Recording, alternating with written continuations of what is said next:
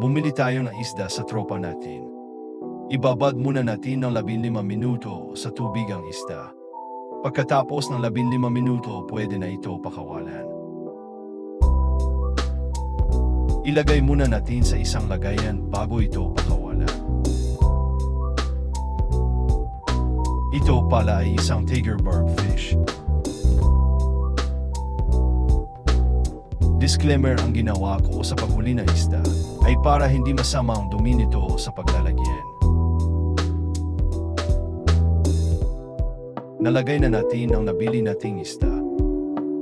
Kunin naman natin ang nag-isang tiger barb fish sa 50 gallon tank. Kuha tayo ng malaking fish net para makuha agad ang isda.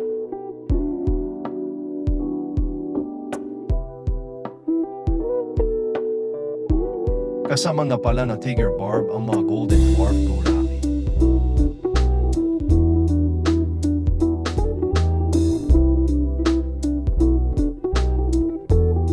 Pagkahuli natin, ibabad ulit natin ito.